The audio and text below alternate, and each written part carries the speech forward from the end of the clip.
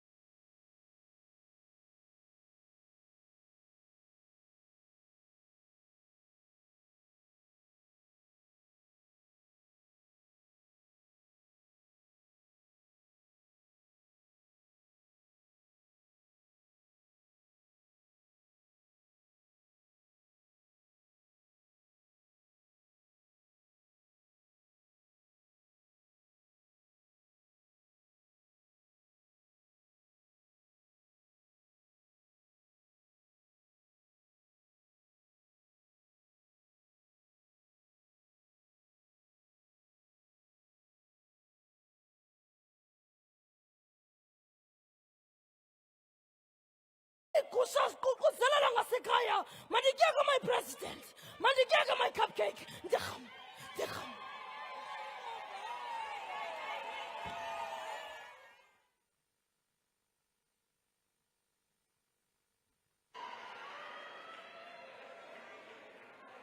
Order, honorable members. Honorable members, there will now be an opportunity for silent prayer or meditation. As we do that, may we please acknowledge our fallen members of the armed forces in the Democratic Republic of Congo.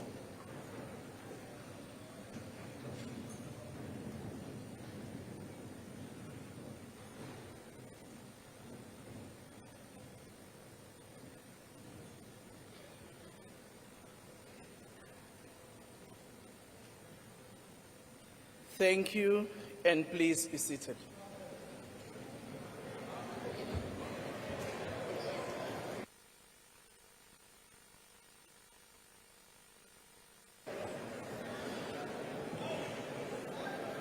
Order, honorable members. Honorable members, the President has called this joint sitting of the National Assembly and the National Council of Provinces in terms of Section 84, subsection 2D of the Constitution of the Republic of South Africa, read with Joint Rule 13, subsection 1A, to deliver his State of the Nation address to Parliament. I now call on the Honourable the President to address the joint sitting.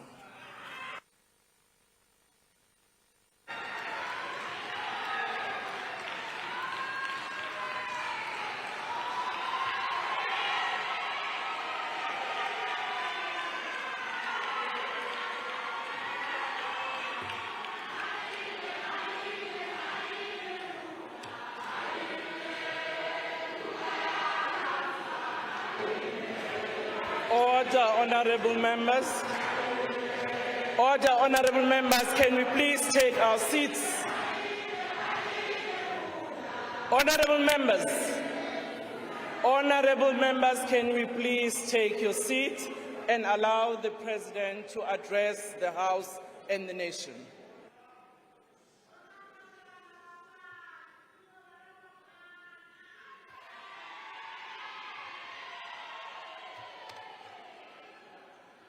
Speaker of the National Assembly, Ms. Toko Didiza, Chairperson of the National Council of Provinces, Ms. Refilwe Ntshweni-Tsipane, Deputy President of the Republic of South Africa, Paul Mashatile, Chief Justice of the Republic Mandri Samaya, and Judges President, former President of the Republic, Mr. Thabo Mbeki, former President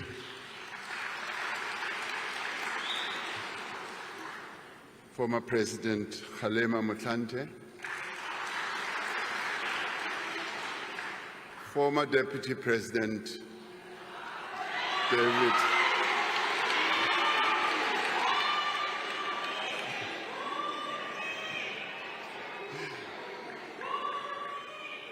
David Mabuza, former Speaker of the National Assembly, Ms. Baleka Mbete,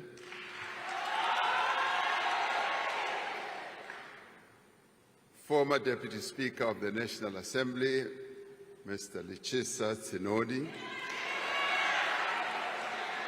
and former Chairperson of the National Council of Provinces, Mr. Amos Masondo,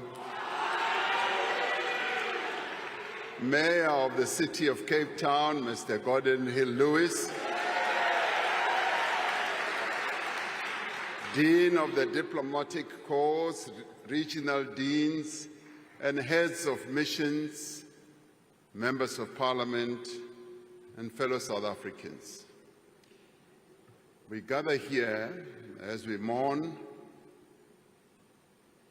the death and tragic death and devastating loss of 14 South African soldiers who were part of a mission to bring peace to the Eastern Democratic Republic of the Congo.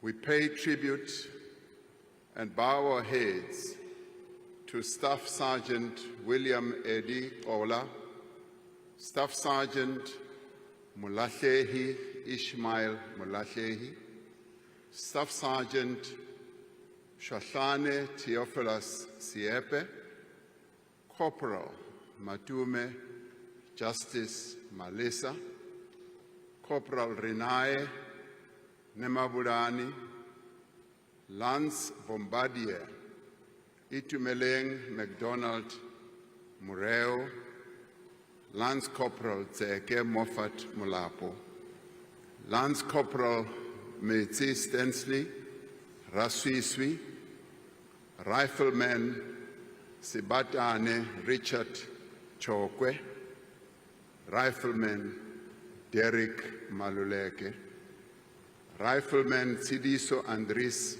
Mabele, Rifleman Calvin Louis Moahi, Rifleman Moketi Joseph Mobe, Private Peter Jacobus Strado. Speaker, I thank you for getting us to honor these fallen heroes. I have directed that a national flag be flown at half-mast in honor of these fallen heroes for a week starting from tomorrow morning. Alongside soldiers from other southern African countries, they lost their lives in defense of the fundamental right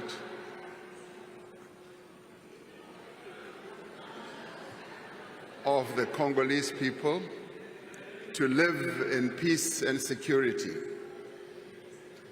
They lost their lives not in the pursuit of resources or territory or power. They lost their lives so that the guns on our continent may be forever silenced. So we salute them.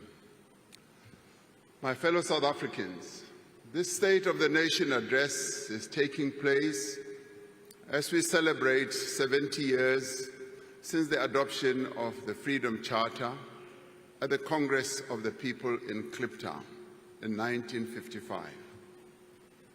The Freedom Charter is the cornerstone of our democratic constitution. It sets out a vision of a united, non-racial, non-sexist, democratic and prosperous South Africa. It also sets out a vision of a country in which government is founded on the will of the people of South Africa, where the land is shared among those who work it, where the people share in the country's wealth and in all that the country produces and are all equal before the law. It is this vision that continues to guide us as we work to build the nation that we all want. It is the spirit of the Congress of the People that inspires us as we prepare for a national dialogue in which South Africans are once again called upon to chart a new path for our country. We must chart this path in a world that is rapidly changing. It is a world of both interdependence and competition, of cooperation and conflict. It is a multipolar world in which new countries are emerging to play a greater role in global affairs. We are seeing intensifying competition over issues such as trade, technology, and influence in global institutions. There are global fundamental shifts underway that affect every aspect of human life, from the growing impact of climate change to rapid advances in artificial intelligence, geopolitical tensions, and violent conflicts. In the face of these challenges, we are witnessing the rise of nationalism, protectionism, the pursuit of narrow interests, and the decline of common cause. This is the world that we, as South Africa, a developing economy, must now navigate. But we are not daunted to navigate our path through this world that constantly changes. We will not be deterred. We are, as South Africans, a resilient people, and we will not be bullied.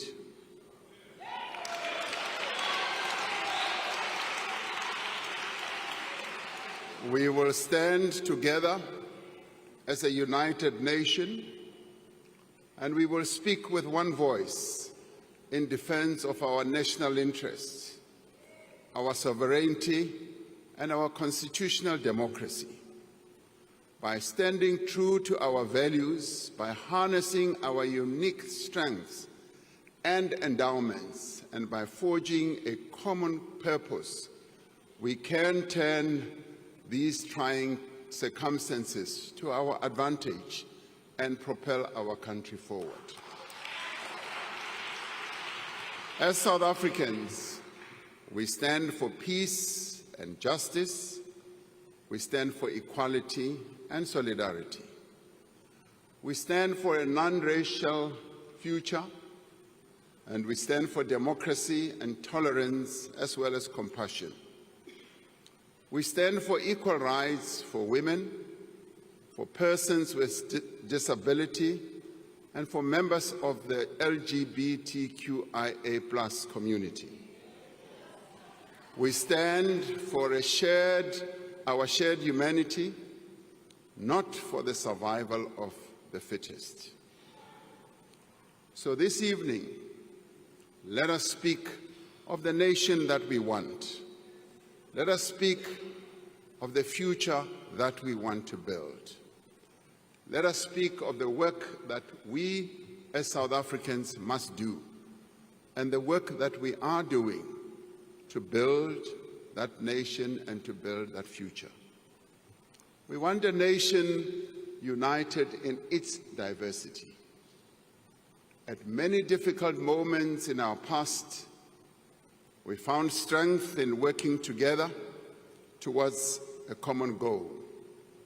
Through partnership, we brought peace and democracy to our country, which was once troubled. We overcame apartheid, a crime against humanity that denied people their human rights that deprive them of the land and livelihoods that sought to strip them of their dignity, that humiliated them. Through partnership, we overcame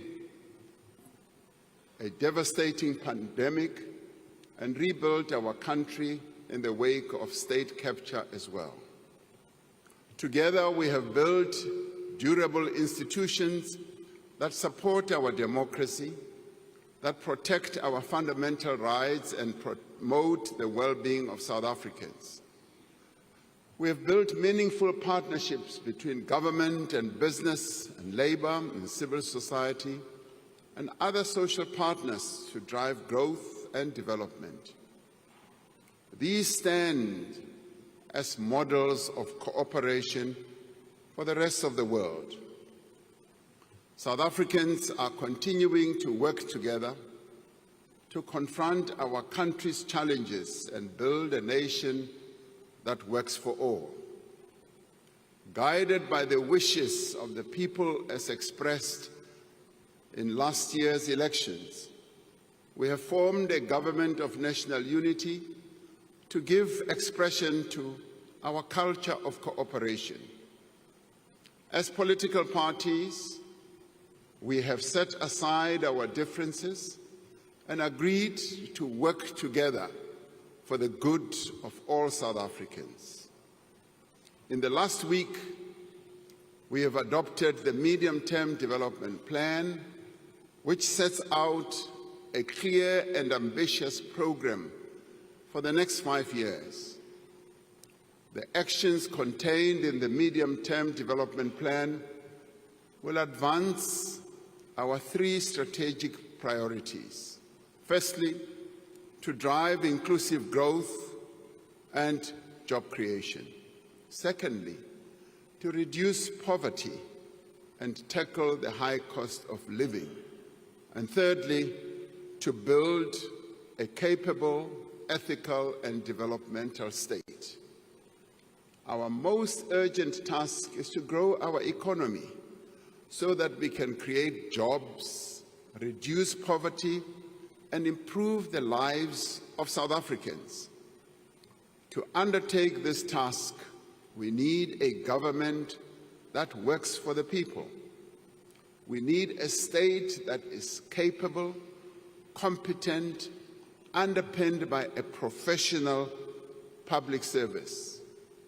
South Africans want a state that treats all people with dignity, humility, and respect. A state with leaders who are prepared to serve our people with complete dedication, and public servants who are ethical, skilled, and properly qualified.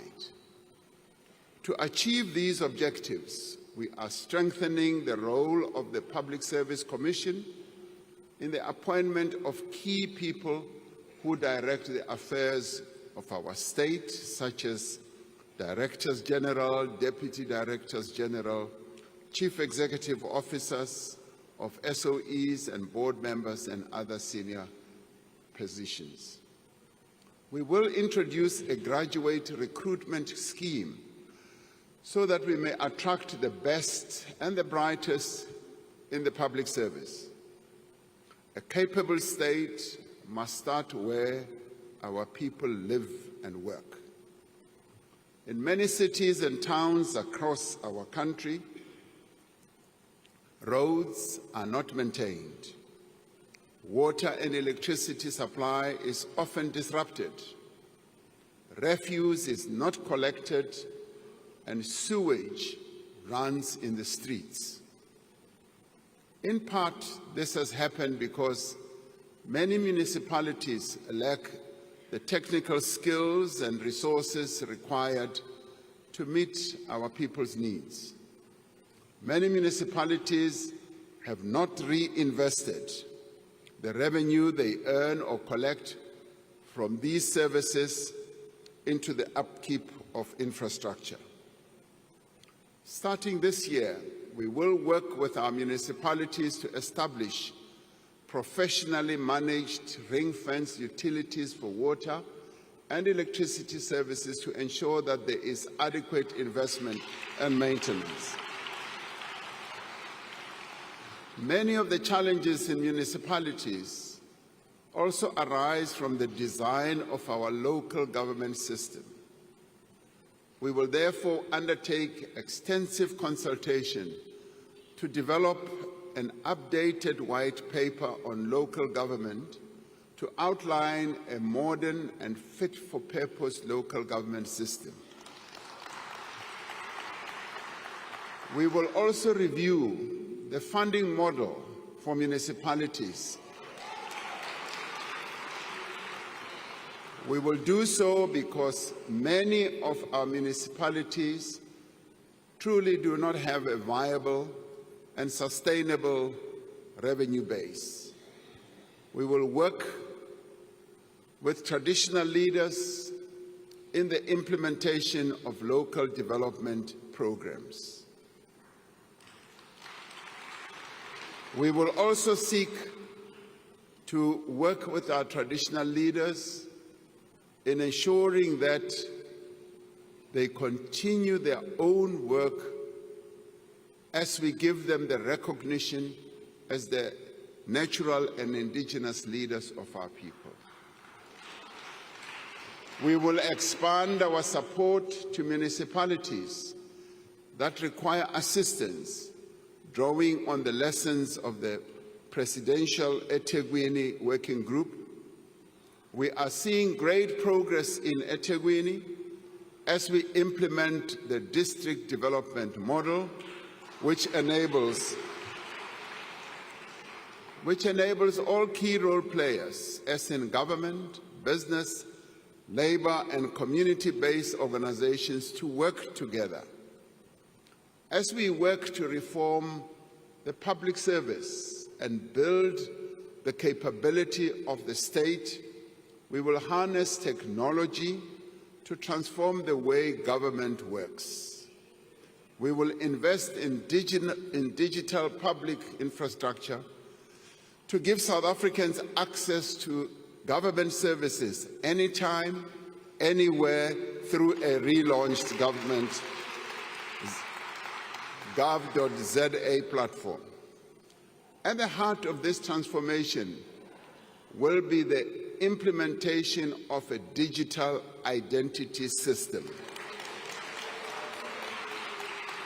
Now, these measures will in the end transform the relationship between citizens and government and create one government that is accessible to every person at a touch. We want a nation with a thriving economy, an economy that benefits all. To create this virtuous cycle of investment, growth, and jobs, we must lift economic growth to above 3%. To achieve higher levels of economic growth, we are undertaking massive investment in new infrastructure while upgrading and maintaining the infrastructure that we have. We are developing innovative ways of funding infrastructure. We are engaging local and international finance institutions and investors to unlock 100 billion rand in infrastructure financing. A project preparation bid window has been launched to fast-track investment readiness.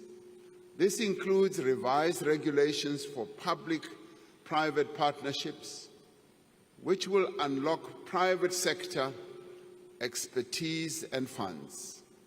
And government will spend more than 940 billion rand on infrastructure over the next 3 years. Now, this includes 375 billion rand in spending by state-owned enterprises.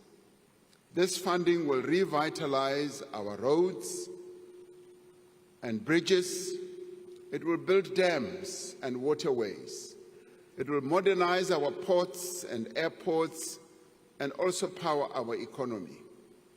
Through the infrastructure fund that we launched some time ago, 12 blended finance projects worth nearly 38 billion rand have been approved in the last year. These are projects in water and sanitation, student accommodation, transport, health and energy as well. Construction of the M10 bridge in the Eastern Cape, the construction continues. This bridge will rise above the river between Port Edward and Lusikisiki and will become the tallest bridge in Africa.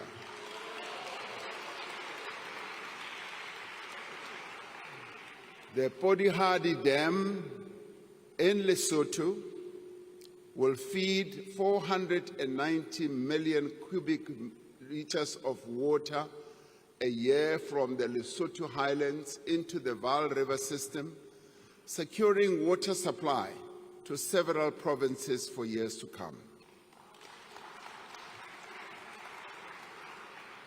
Working with international partners, we are revitalizing small harbors, unlocking economic opportunities for coastal communities.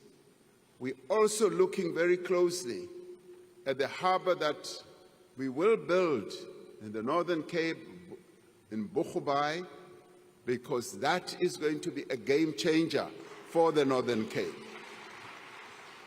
We are steadily removing the obstacles to meaningful and faster growth. The economic reforms that we are implementing through Operation Vulindlela have created a new sense of optimism and confidence in our economy. Investors are looking at South Africa with much more interesting eyes as they see the reforms that we are implemented through Vulindlela. We have made progress in rebuilding and restructuring a number of our network industries. We are seeing positive results in the improvement of the functioning of our network industries as well as the investment opportunities that are opening up and are being taken up by investors, leading to job creation. Working together with business, labor and other social partners, we must now finish the work that we started. Over the coming year, we will initiate a second wave of reform to unleash more rapid and inclusive growth. Our immediate focus is to enable Eskom, Transnet and other state-owned enterprises that are vital to our economy to function optimally.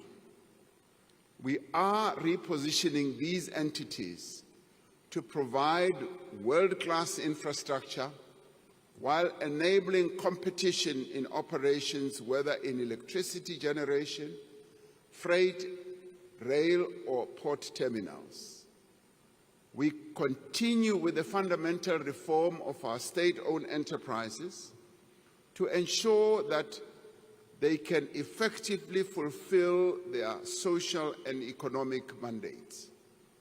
Now, this includes the work underway to put in place a new model to strengthen governance and oversight of our public entities.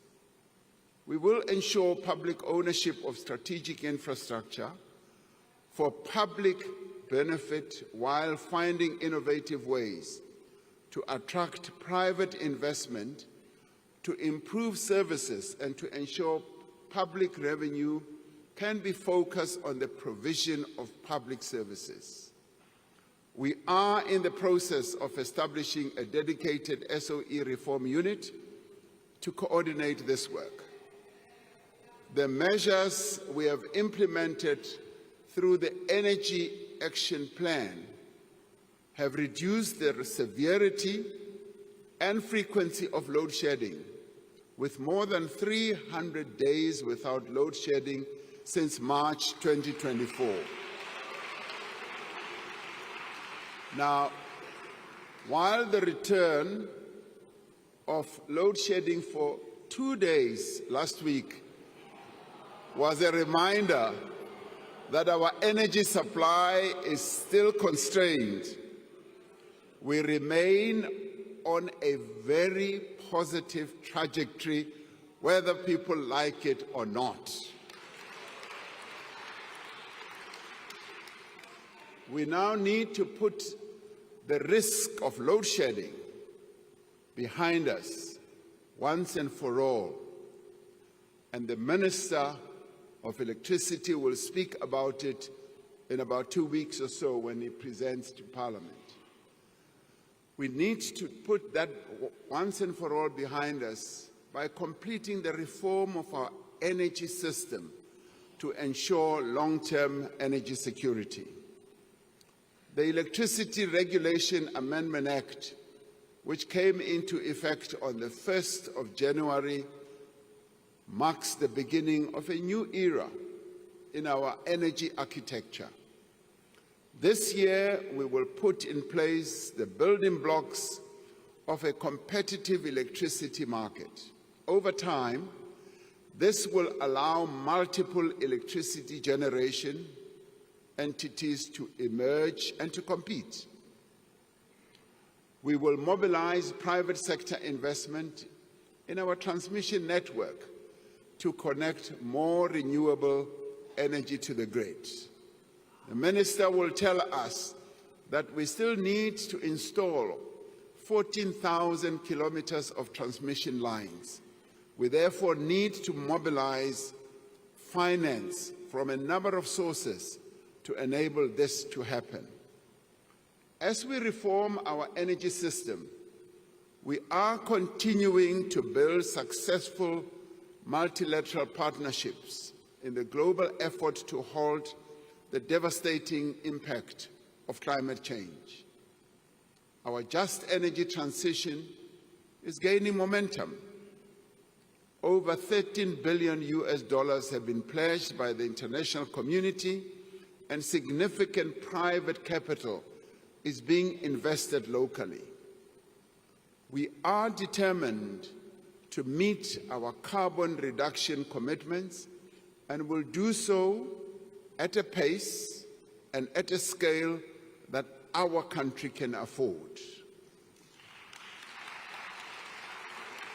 We are revitalizing our port terminals and rail corridors through the Freight Logistics Roadmap, which was adopted by Cabinet, leveraging private capital to restore our logistics infrastructure to world-class standards. Transnet's performance has stabilized and is steadily improving. We released a network statement in December last year, which for the first time will enable private rail operators to access the freight rail system that will continue to be owned by the state. Open access to the rail network will allow train operation companies to increase the volume of goods transported by rail, while our network infrastructure remains state-owned. This will ensure that South African minerals, the vehicles that we manufacture, our agricultural produce reach international markets, securing jobs and earning much-needed revenue for our fiscus. New cranes and other port equipment are being commissioned to speed up the loading and unloading of cargo and reduce waiting times for ships in our various ports. As we forge ahead with the reform agenda, an urgent priority is to ensure a secure and reliable supply of water across the country. Many people in our cities, towns, and villages are experiencing more and more frequent water shortages as a result of failing water infrastructure. It is impossible to live without water, as we all know, and it is impossible for the economy to grow without water. We are therefore taking a series of decisive actions to resolve the water crisis, to enable our people to get water where they live, whether in townships or in the rural areas. We are investing heavily in expanding our water resources. Wherever one goes in our country, we often hear our citizens raising the issue of water continuously. So we are raising this issue to a much higher level. And like we did with electricity, I know and I am hopeful that we will resolve the water crisis that we have.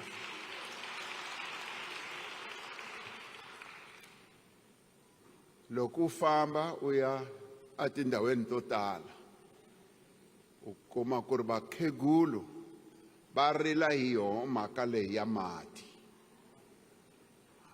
Va ku byela ku ri hi hava mati, hi lava ku ri hulumeni a hi tisela mati, hi ta swi endla swaleswo.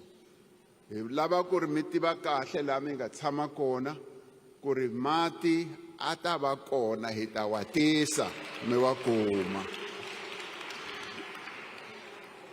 To date, the Infrastructure Fund has secured 23 billion rand for 7 large water infrastructure projects. We have ended delays in major water infrastructure projects like Phase 2 of the Lesotho Highlands Water Project and the Umkomazi Dam. Work is underway to prepare for construction of the Ntabelanga Dam on the Umzimvubu River to supply additional water for domestic use as well as for irrigation in the Eastern Cape. Within the next year, we will complete the establishment of the National Water Resource Infrastructure Agency to unlock much greater investment in water projects. Through the Water Services Amendment Bill, we will introduce a licensing system for water service providers and remove licenses where providers do not meet the standards for quality drinking water. As part of our reform agenda, we will ensure that our focus on water is intensive and it speeds up. As we move ahead with our reform processes, we will continue to enhance our visa system to make it easier for skilled people to invest in our country and to grow tourism. This year, we will launch the electronic travel authorization system to enable a secure, fully digital visa application process. Now, this system will use artificial intelligence and automation to reduce the scope of corruption and enable rapid turnaround times for tourist visas. We have cleared over 90% of the backlog of more than 300,000 visa applications.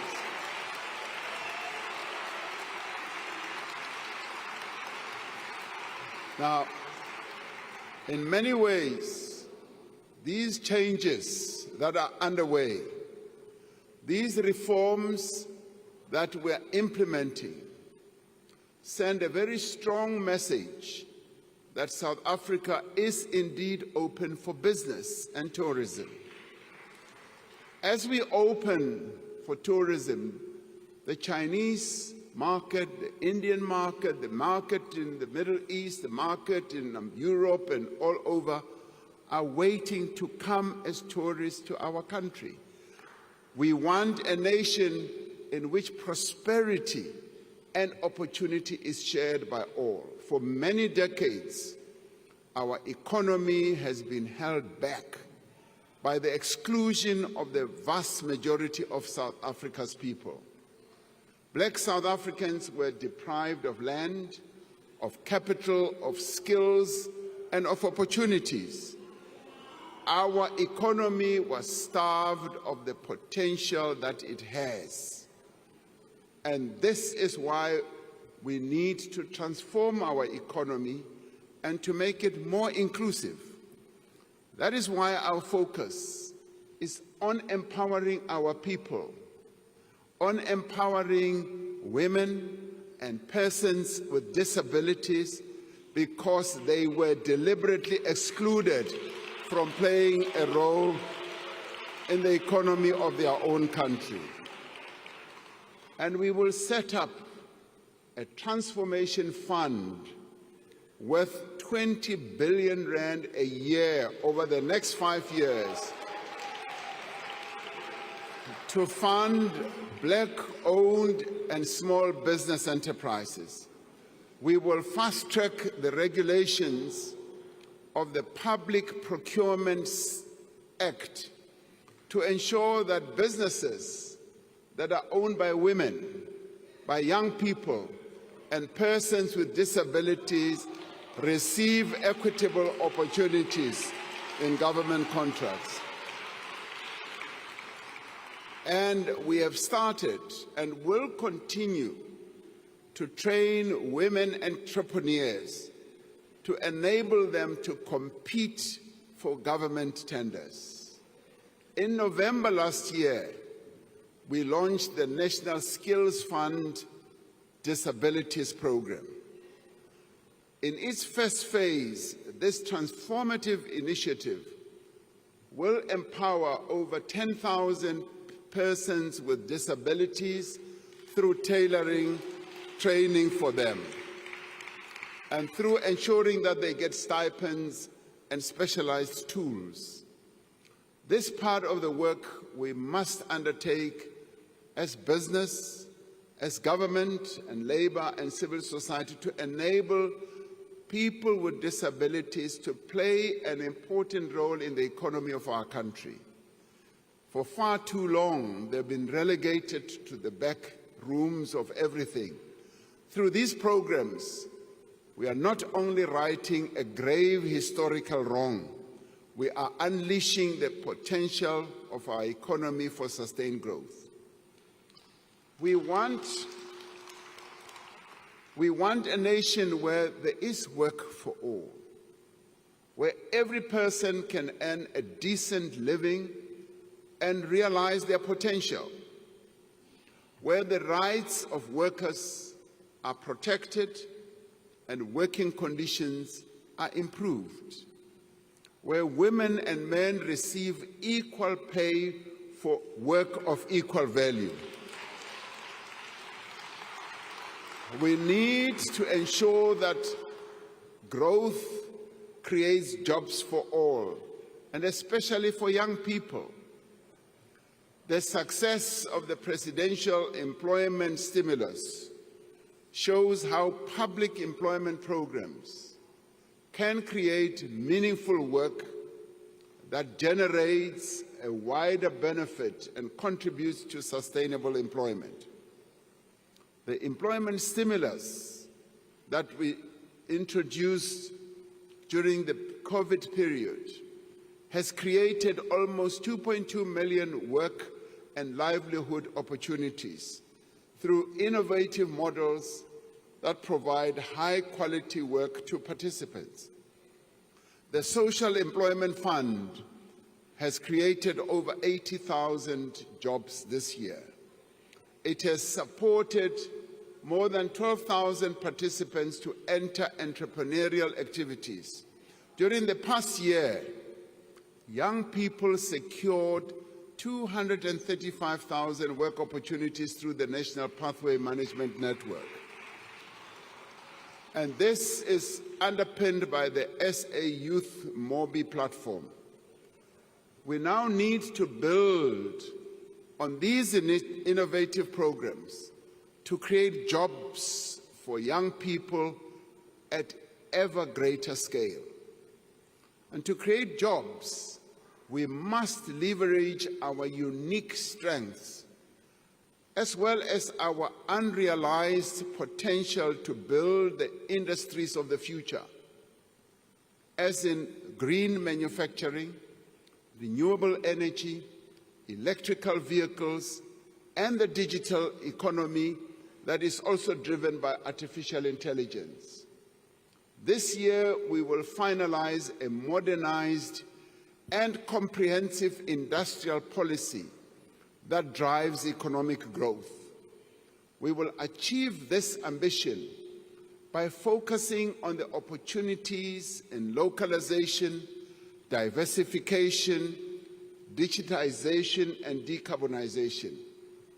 We are working towards the full implementation of the African Continental Free Trade Area, which will tear down the barriers to trade on our continent.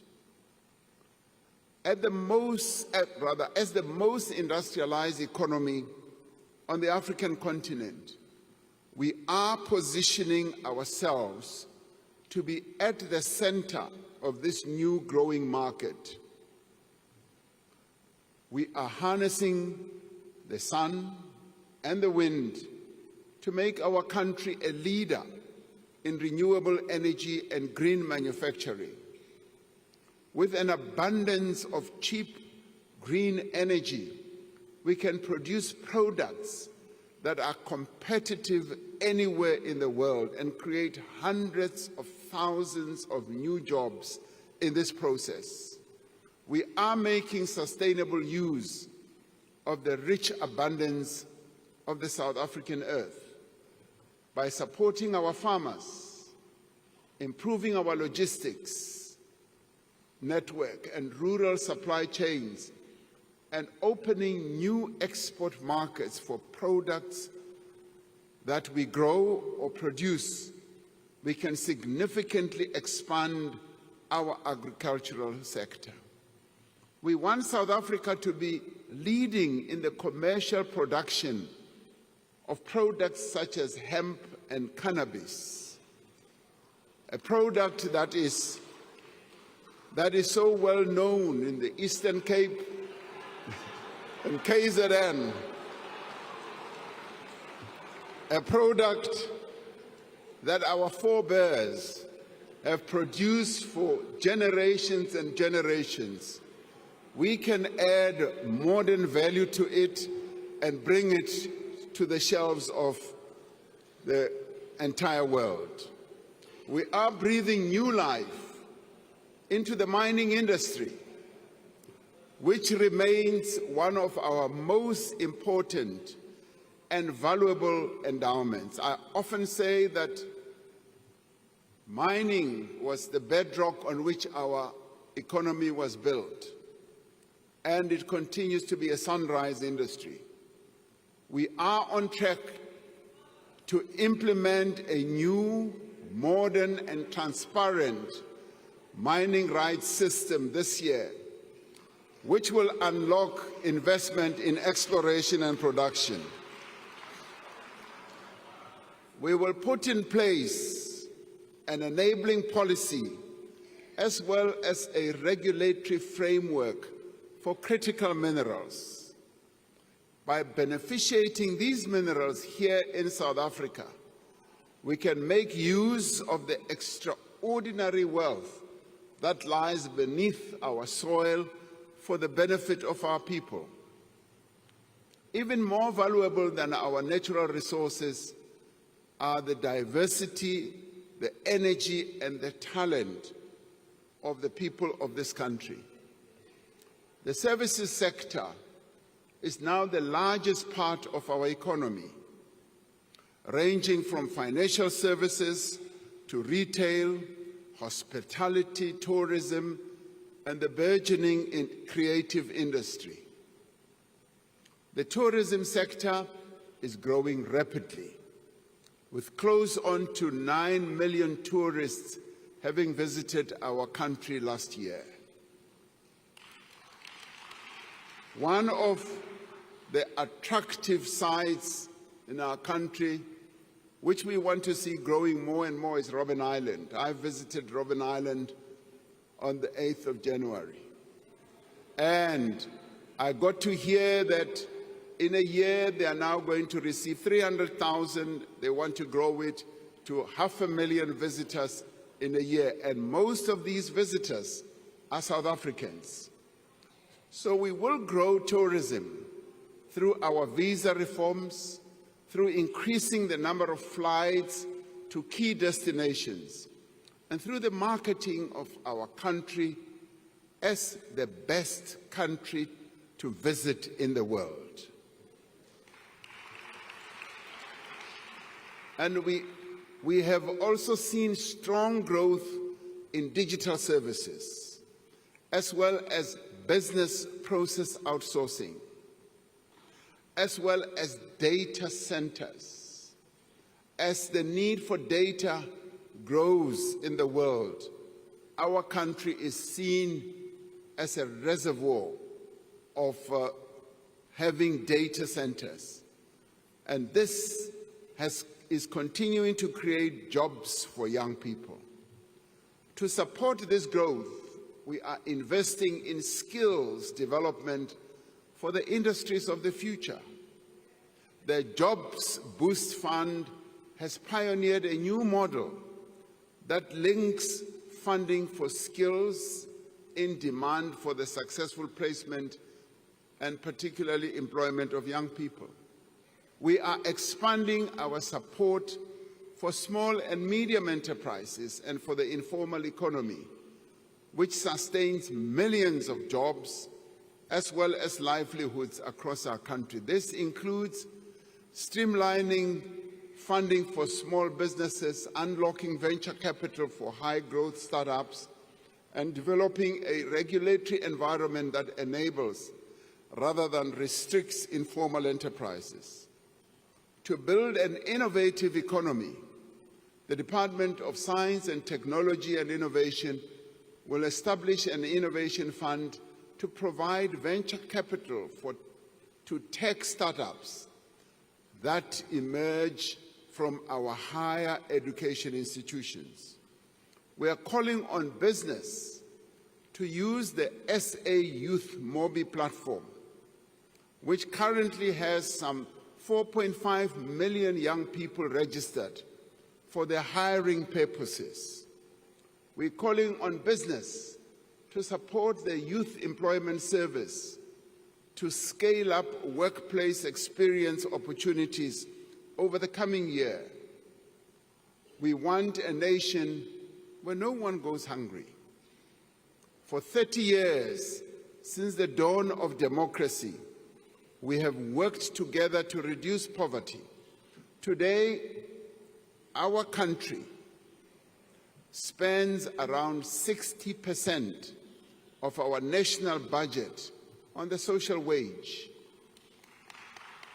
on health, on education, on social protection, community development, and public employment programs. More than 28 million unemployed and vulnerable people in our country receive social assistance. More than 10.5 million learners go to public schools where they do not have to pay fees.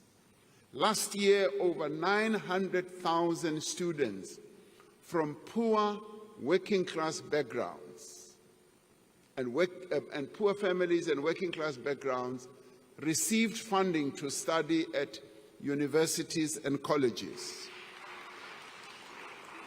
Now, through these programs, we are alleviating the worst effects of poverty. We are providing the means through which South Africans can rise above poverty that has been passed down from one generation to the next. But we have much to do, and much more work needs to be done to end poverty in our country. We must do much more to ensure that women in particular no longer face the hopeless task to feed and clothe their children. While government invests heavily to support poor and unemployed people, these programs are fragmented and sometimes they are difficult to access. We are therefore building an integrated system of support for poor and unemployed people. We are strengthening existing programs from job search support to public employment and making sure that together they provide people with pathways out of poverty.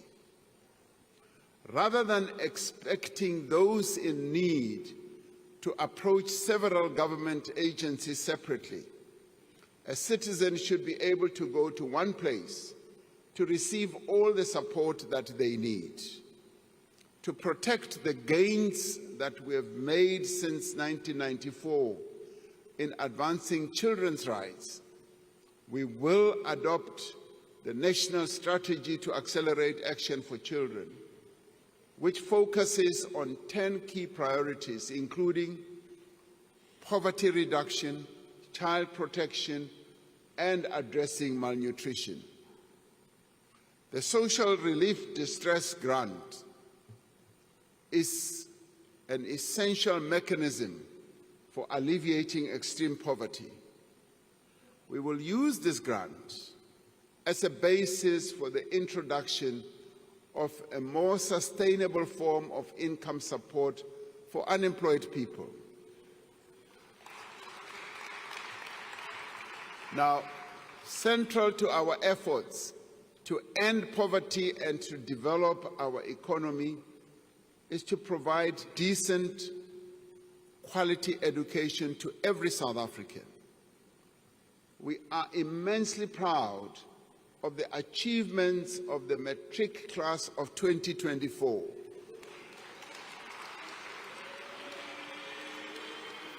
It's a class which achieved the highest pass rate in our country's history. Now, 87% of learners who sat for their matric exams passed.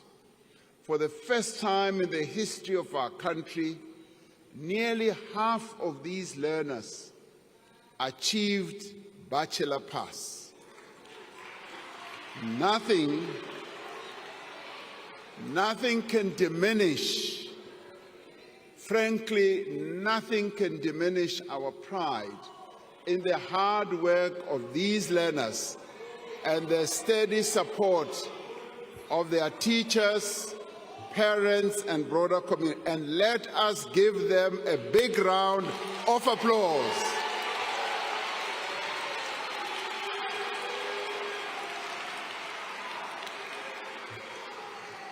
We should all be proud of the class of 2024. But our immediate focus is to expand access to early childhood development for every child. Now, this will be achieved through registering and formalizing existing ECD centers and ensuring that they have the facilities, the training and material that they need to provide quality learning. We will focus on ensuring that every child can read for meaning in the foundation phase to set them up for success in later years. To achieve this, we are implementing mother tongue-based bilingual education. We do this to improve literacy and numeracy, and rolling out lessons plans, reading books, and other interventions that have been proven to work. The Funza Lushaka bursary scheme will continue to prioritize students who want to pursue a teaching career in the foundation phase.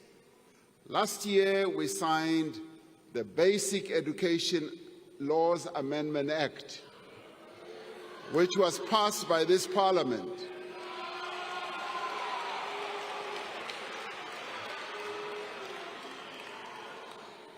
Now, this act is pivotal for ensuring that education is accessible and is inclusive for all South Africans.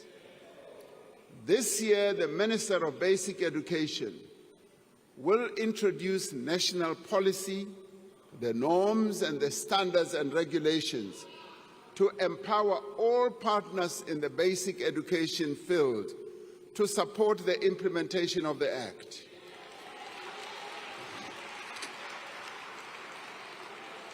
Now, to ensure that the economy has the skills that it needs, we are increasing the production of artisans through TVET colleges. Now, this is part of the shift we are undertaking towards education and skills development that combines formal learning with job training. Now, drawing on the models that have proven to be so successful in other countries, we're calling on the private sector to offer young people experiential learning opportunities while they undertake their studies. We are implementing phase 1 of the comprehensive student funding model for higher education to address the needs of the missing middle. This will support approximately 10,000 students in the first year. We want a nation in which there is quality health care for all. This year, we will proceed with the preparatory work for the establishment of the National Health Insurance.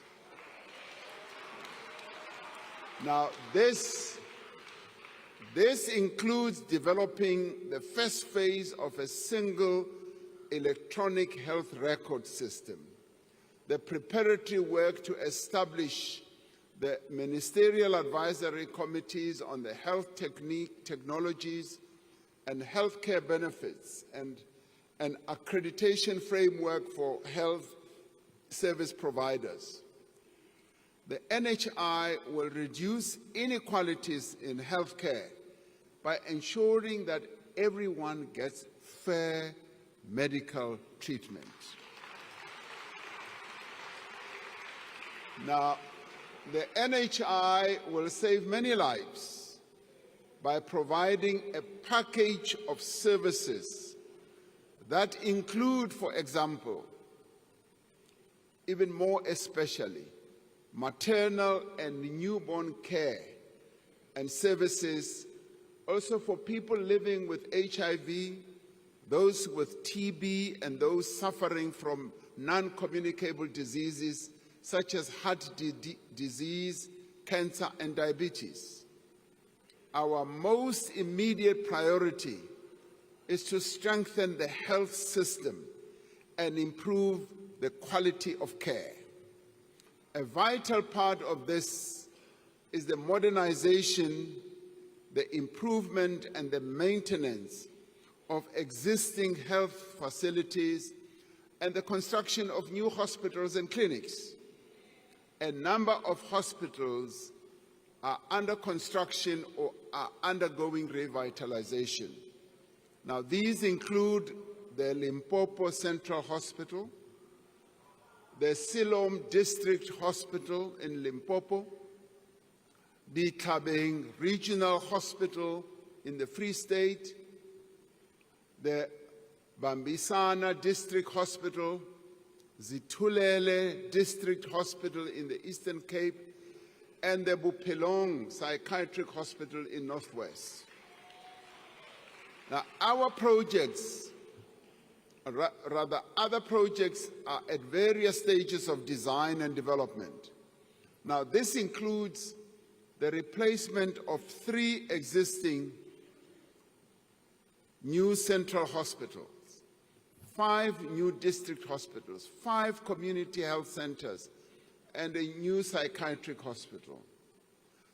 To improve patient experience, we are putting more emphasis on reducing waiting times, cleanliness, and staff attitudes in the public health facilities. We are encouraged by the great progress the country has made towards ending HIV and AIDS as a public health threat. By the end of March 2024, 96% of people living with HIV knew their status. 79% of these were on antiretroviral treatment, and 94% of these were on treatment with virally suppressed conditions. Now, to ensure that we reach the target of 95, 95, 95, which has been set by the World Health Organization, we will this year launch a massive campaign to look for an additional 1.1 million people who are not yet on treatment. We are concerned about the potential impact of the decision by the United States government to suspend some of its funding for HIV and TB programs in African countries for 90 days. Now, this funding that we get accounts for about 17% of our country's HIV spend. We have been able, over the years, to provide funding from our own resources, our own fiscus, for our HIV and TB programs. We are looking at various interventions to address the immediate needs and ensure the continuity of the essential services that we might lose if this funding does not come through. Now, to tackle inequality, we do need to undo apartheid special planning, which has scarred our country, our cities, and forced many people to live far away from areas of work and opportunity. We have delivered millions of housing opportunities since 1994, providing safety as well as dignity to poor households. Yet the practice of building housing developments on the periphery of urban centers has in many ways perpetuated inequality and urban sprawl. Going forward, we are going to build more housing in our city centers and closer to places of work and business. Now, we are redesigning our housing subsidies and directing more funding towards programs that enable people to buy or rent a home in an area of their choice. We will release more underutilized state properties for affordable housing development. And we are working with our provinces and metros, and I'm glad that a number of our premiers are here as well. We're working with them to reclaim buildings that have been hijacked in the city centers and repurpose them for public use. Now, we will provide 300,000 service stands to qualifying beneficiaries to enable housing development in well-planned, connected communities along key development corridors. We will clear the backlog of title deeds for subsidized housing, turning homes into household assets. And we will review land use, building, and other regulations to enable low-cost property development, including backyard housing. This represents a fundamental rethink of how the state delivers housing at scale while turning our cities into engines of growth and opportunity. In making our cities work for their residents, we will restore the remaining passenger rail corridors and stations to full service.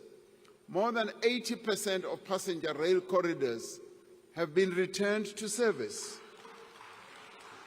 Now, PRASA has introduced over 200 modern, locally produced trains on its network to provide a low-cost option for public transport.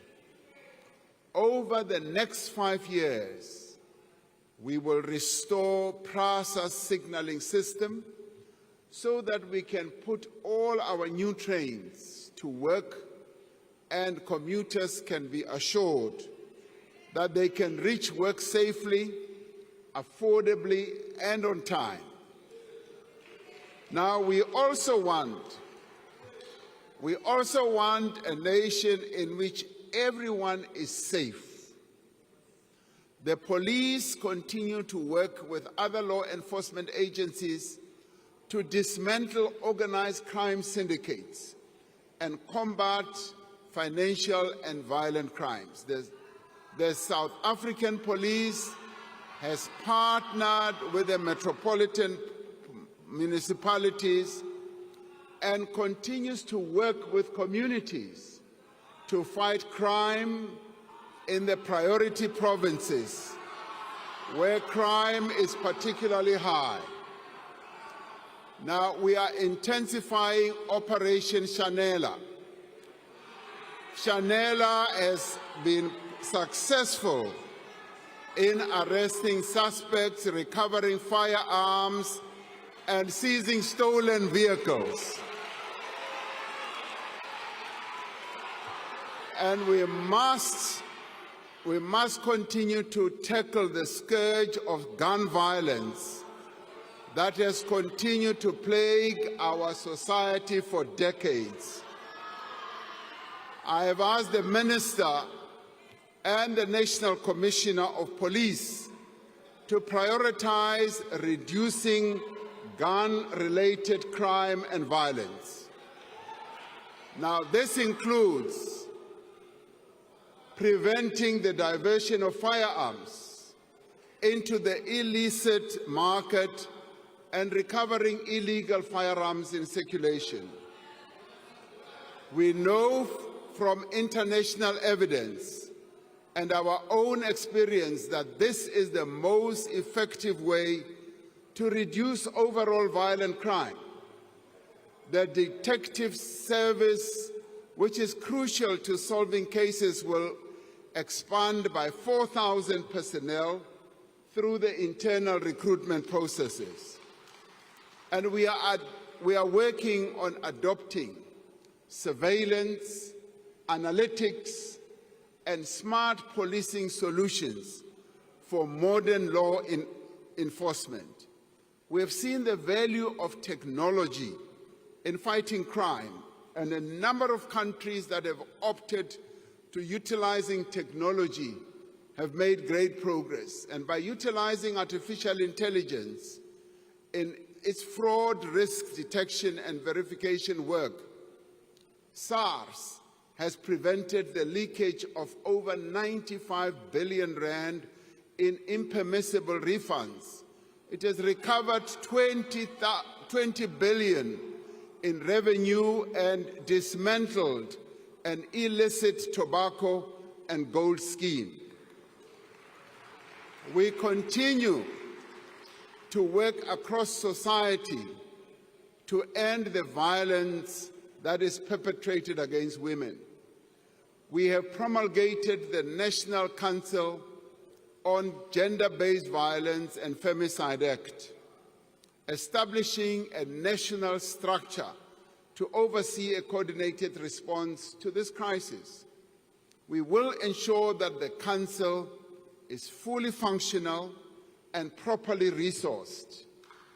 We continue to strengthen support to victims of gender-based violence. There are now 65 Thuthuzela centers across the country. Out of the 52 districts in our country, 44 have gender-based violence shelters. All police stations in the country now have victim-friendly services, and another 16 sexual offences courts will be established in the next financial year. Now, we want a nation that deals with corruption. Last year, we established the Investigating Directorate Against Corruption as a permanent entity of the NPA dedicated to investigating and prosecuting high-level corruption. We will ensure that the Directorate is fully resourced and have access to information that it needs to prosecute state capture cases and hold those responsible to account. We are establishing a world-class digital forensic lab to support the investigation of complex corruption and financial crime. We are making steady progress in implementation of the recommendations of the State Capture Commission, including signing into law several legislative reforms. The Special Investigating Unit and Asset Forfeiture Unit report that over 10 billion rand has been recovered in state capture-related cases. Now, this year, the Department of Justice and Constitutional Department will report on the review of the Anti-Corruption Architecture National Anti-Corruption Advisory Council. This is expected to streamline legislation to eradicate duplication of mandates and foster greater cooperation between law enforcement agencies. And we will finalize the whistleblower protection framework and introduce the Whistleblower Protections Bill in Parliament during this financial year. And this year, we will strengthen South Africa's system of dealing with terror financing and further legislative systems improvements. To secure our removal from the International Financial Action Task Force grey list, we have made significant progress in addressing the weaknesses that were identified in our law enforcement system, with 16 out of 22 action items fully addressed. We want a nation that is at peace with the world. We want to continue through our international relations to advance the well-being of the people of South Africa as we seek to advance the well-being of humanity. Now, we will work to strengthen our trade relations around the world and to leverage our strong and diverse global alliances to make our economy more resilient. The key pillars of our foreign policy remain the promotion of human rights, peace and friendship, and the strengthening of fair trade and investment ties with other countries. Now, these are the principles that guide our presidency of the G20 this year. We have chosen the theme of solidarity, equality, and sustainable development to underscore the need for cooperation and partnership amongst the countries of the world. For the first time in its history, the G20 is being hosted on the African continent. And this is particularly important following the admission of the African Union as a member of the G20. It is a great opportunity for us to place the needs of our continent and the rest of the global South more firmly on the international development agenda. Our G20 presidency is a valuable opportunity for South Africa to advance efforts towards greater global economic growth and sustainable development. Africa remains at the center of our foreign policy. We continue to work to strengthen the African Union, to support the achievement of peace, development, and economic integration on our continent.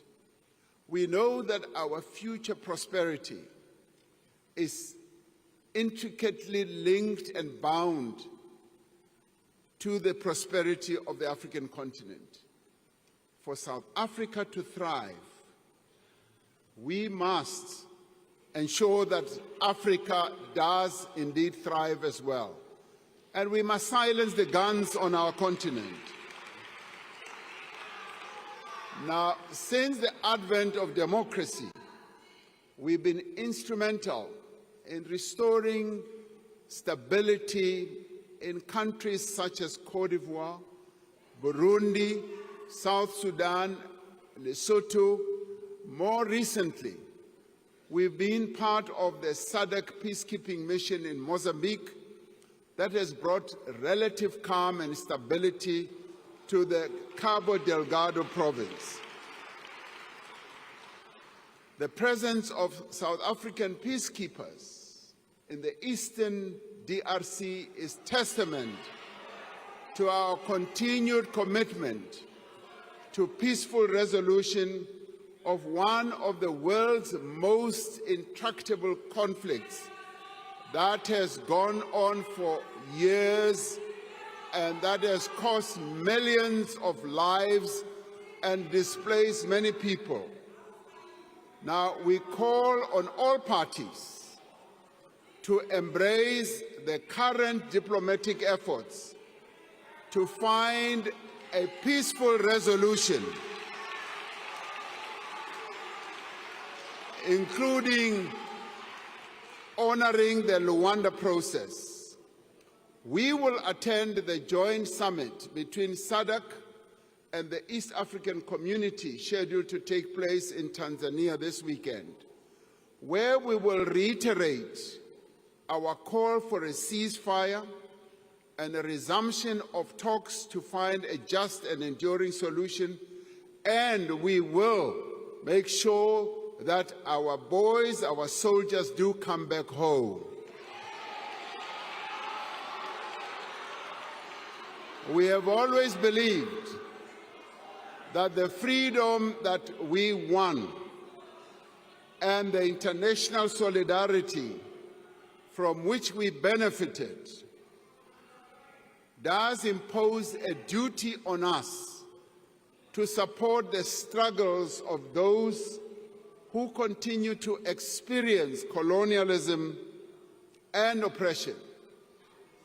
South Africa continues to stand in solidarity with the people of Palestine,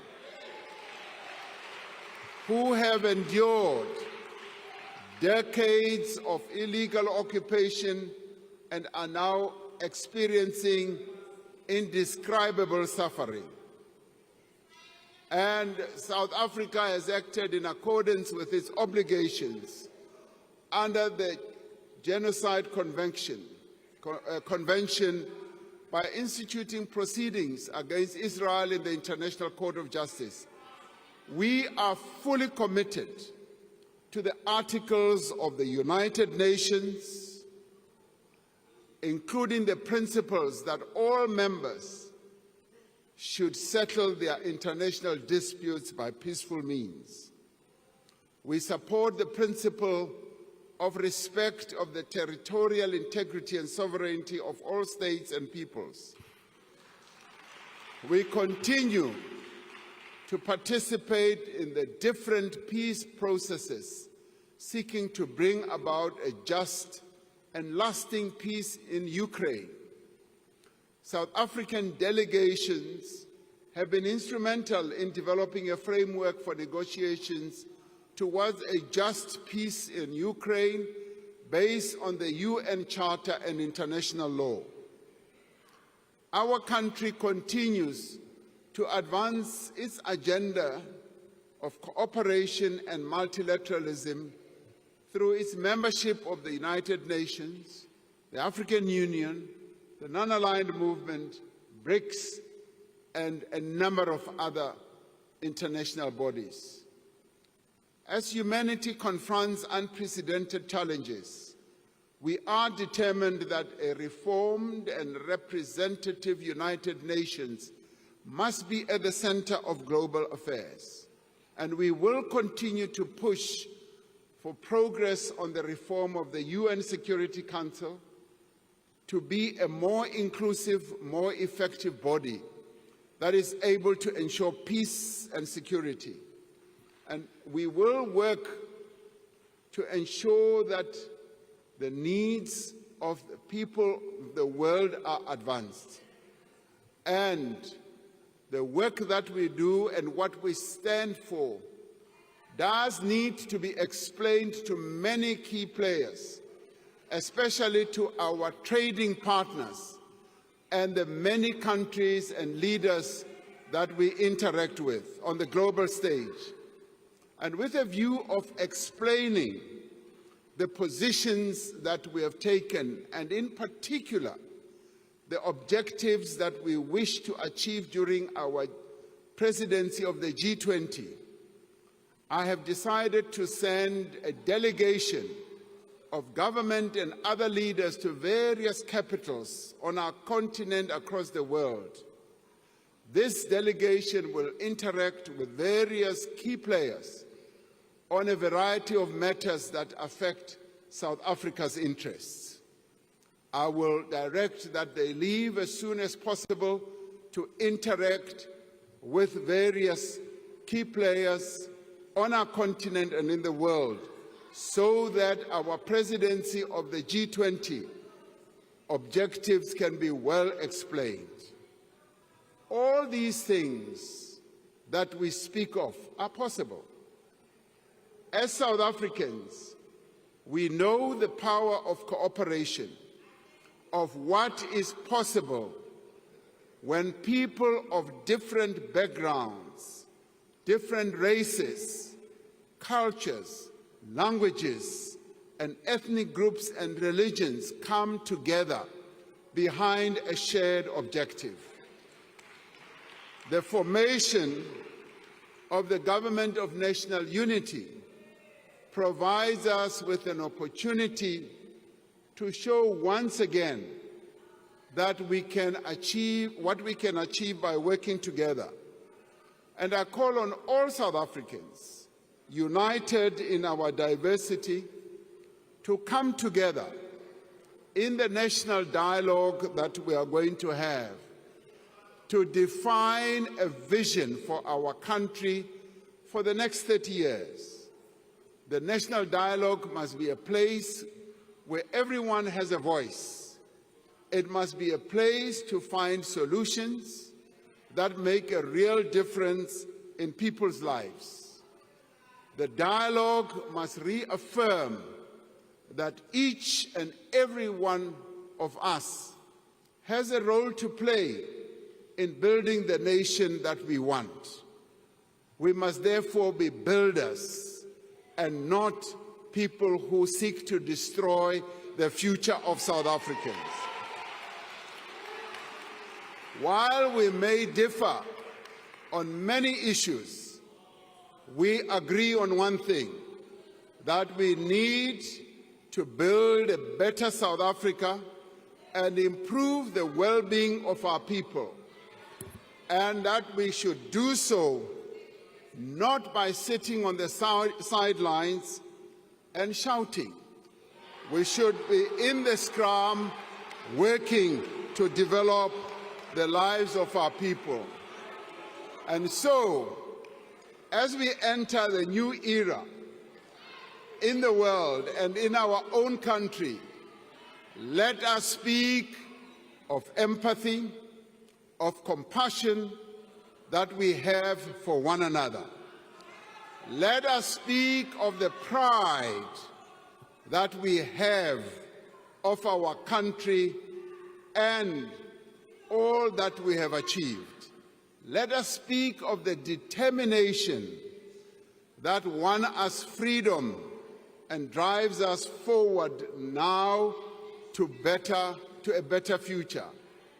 With this determination, we will work together to make this an era of growth, of progress and transformation. We will work together to build the nation that we want, and we will only be able to do it by working together and not by shouting together. And we will only be able to do it by ensuring that we as the leaders ensure that those who will come after us, our children and our great children, inherit a country that we have helped to build, not to destroy. Thank you very much.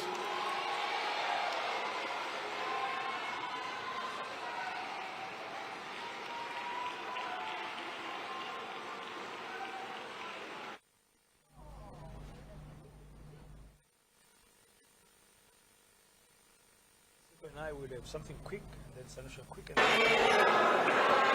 Order, honorable members. Order. Order, honorable members. I thank the Honorable, the President. Order, honorable members. After I have adjourned the joint sitting, members should rise and remain at their places until the procession has left the chamber. The guests in the gallery should remain seated until the judiciary has left, and the ushers will indicate when the doors are open. The procession, led by the usher of the Black Rod and the acting Sergeant-at-Arms, will leave the chamber in the following order: the Speaker of the National Assembly, the Chairperson of the National Council of Provinces, the President, the Deputy Speaker of the National Assembly, the Deputy Chairperson of the National Council of Provinces, the Deputy President, the Secretary to Parliament. That concludes the business for the day, and the joint sitting is adjourned. Okay. Honorable members, just one announcement. As you would recall that earlier on the changes were made with regards to the venue. Members are requested to join their spouse at the ICC. Dinner will be served and the beverages. Thank you very much.